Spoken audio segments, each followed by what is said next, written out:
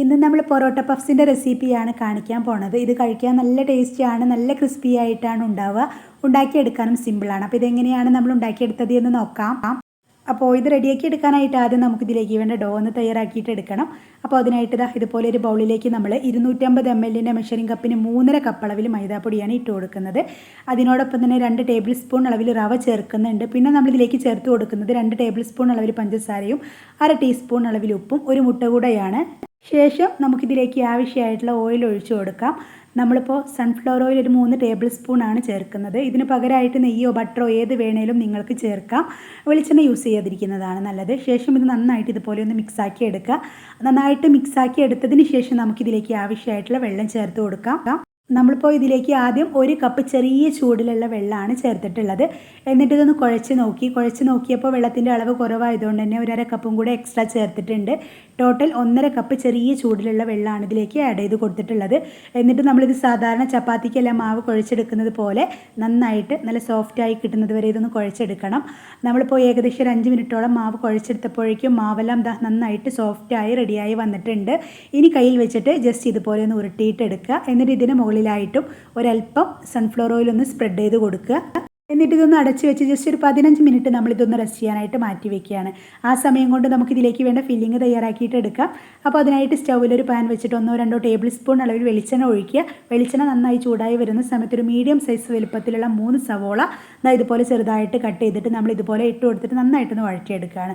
അപ്പോൾ നമ്മുടെ സവോള നന്നായിട്ട് വഴന്ന് വരുന്ന സമയത്ത് അടുത്തതായിട്ട് നമ്മളിതിലേക്ക് ചേർത്ത് കൊടുക്കുന്നത് 1/2 ടീസ്പൂൺ അളവിൽ മഞ്ഞൾപ്പൊടി, 1 ടീസ്പൂൺ അളവിൽ മുളക് പൊടി, 1/4 ടീസ്പൂൺ അളവിൽ ഉപ്പ്, ഇതും കൂടെ ചേർത്ത് കൊടുത്തിട്ട് നന്നായിട്ടൊന്ന് വഴറ്റിയെടുക്കുക. പിന്നെ കൂടുതൽ മസാല പൗഡറൊന്നും നമ്മളിതിലേക്ക് ചേർക്കുന്നില്ല.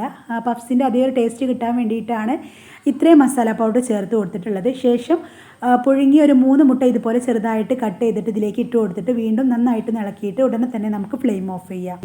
അപ്പോഴേക്കും നമ്മൾ നേരത്തെ കുഴച്ച് റെഡിയാക്കി വെച്ചിട്ടുണ്ടായിരുന്ന ഡോ നന്നായിട്ട് സോഫ്റ്റായി റെഡിയായി വന്നിട്ടുണ്ടാവും. ഇനി ഇതിൽ നിന്നും ചെറിയൊരു ഉരുള എടുക്കുക. ഈ ഒരു വലിപ്പത്തിലുള്ള ഉരുള എടുക്കുക. എന്നിട്ട് കൗണ്ടർ ടോപ്പിൽ ഒരല്പം മൈദാപ്പൊടി ഇട്ട് കൊടുത്തിട്ട് ഇതിൻ്റെ 2 വശവും ആദ്യം കൈ വെച്ചിട്ട് നന്നായിട്ടൊന്ന് പ്രസ് ചെയ്യുക. എന്നിട്ട് നമ്മളിത് സാധാരണ പൊറോട്ടയ്ക്കെല്ലാം നല്ല തിന്നായിട്ട് പരത്തിയെടുക്കില്ല. ആ ഒരു രീതിയിൽ നന്നായിട്ട് തിന്നായിട്ട് നല്ല നീളത്തിലാണ് ഇത് പരത്തിയെടുക്കുന്നത്, വീതിയിലല്ല. ഇത്രയും നീളത്തിൽ പരത്തിയെടുത്തതിന് ശേഷം ഇതിനെ സെൻറ്ററിലായിട്ടൊന്ന് കട്ട് ചെയ്ത് കൊടുക്കുക. എന്നിട്ട് 1 ടേബിൾ സ്പൂൺ ഫില്ലിങ് നമ്മൾ ഇതിൻ്റെ ഒരു സൈഡിലായിട്ട് വെച്ച് കൊടുക്കുന്നുണ്ട്. ശേഷം ഇതുപോലെ കോൺ രൂപത്തിലൊന്ന് മടക്കിയെടുത്തിട്ട് വിരൽ വെച്ചിട്ട് നന്നായിട്ടൊന്ന് ഒട്ടിക്കുക.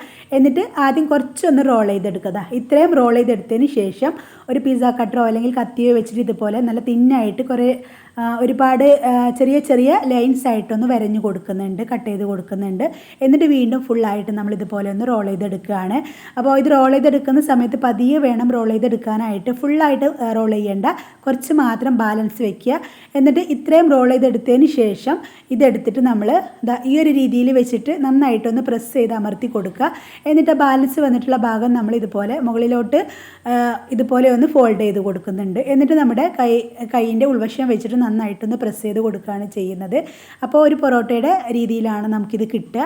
ഇതുപോലെ എല്ലാം തന്നെ നമുക്ക് ആദ്യം റെഡിയാക്കി വെക്കാം, പിന്നെ ഫ്രൈ ചെയ്തെടുക്കാം.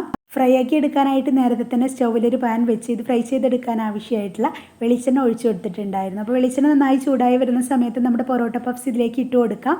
എന്നിട്ട് ഫ്ലെയിം ഒരു മീഡിയത്തിലാക്കി വെച്ചിട്ട് സ്പൂൺ വെച്ചിട്ട് ഇതിന് മുകളിലേക്ക് ഇതുപോലെ എണ്ണ നന്നായിട്ടൊന്ന് ഒഴിച്ചു കൊടുക്കുക. കുറച്ച് സമയം കഴിഞ്ഞതിന് ശേഷം ഒന്ന് തിരിച്ചിട്ട് കൊടുക്കാം. അങ്ങനെ തിരിച്ചും മറിച്ചുവിട്ട് ചെറുതായിട്ട് കളറെല്ലാം മാറി ചെറിയൊരു ഗോൾഡൻ ബ്രൗൺ കളറായി വരുന്ന സമയത്ത് നമുക്കിത് എണ്ണയിൽ നിന്ന് കോരി മാറ്റാം. പ്രത്യേകം ശ്രദ്ധിക്കുക, ഫ്ലെയിം നന്നായിട്ട് കുറച്ച് വെച്ചിട്ട് വേണം ഇതുപോലെ ഫ്രൈ ചെയ്തെടുക്കാനായിട്ട്.